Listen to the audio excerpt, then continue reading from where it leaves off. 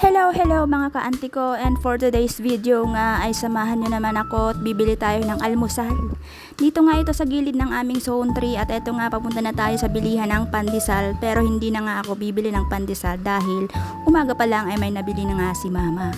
So didiretso na nga tayo dito sa bilihan ng mga pansit, spaghetti at ng syempre yung aking favorite na pansit, bihon, dito nga kay ate. So inistorbo ko muna si ate sa kanyang pakikipagtsikahan para naman makabili tayo ng ating pansit bihon. Ayan na nga at binibigyan na nga ako, sinasandukan na nga ako ni ate ng pansit bihon at tingnan nyo nga guys, napakarami ng kanyang serving.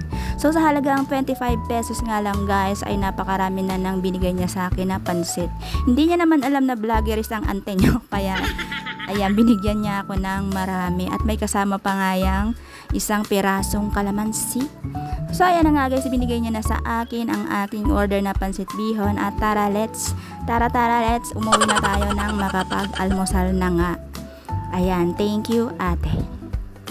At eto na nga guys, nandito nga ako sa bahay at magtitimpla na nga ako ng aking favorite na kape. Ito nga guys, yung Bear brand na powder na may kasamang kape na coffee stick at syempre don't forget the sugar.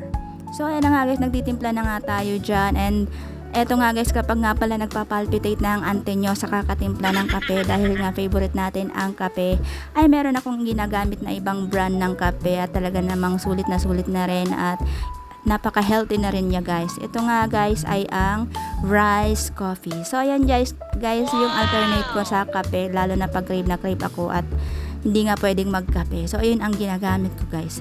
At tara na nga, eto lagyan na natin ng mainit na tubig ang ating kape nang sa gayon ay simula na tayong kumain ng pansit. So ayan na nga guys, kakain tayo ng pansit dahil nga gutom na ang ante nyo sa umagang ito. Ayan guys, at may kasama na rin niyang kalamansi.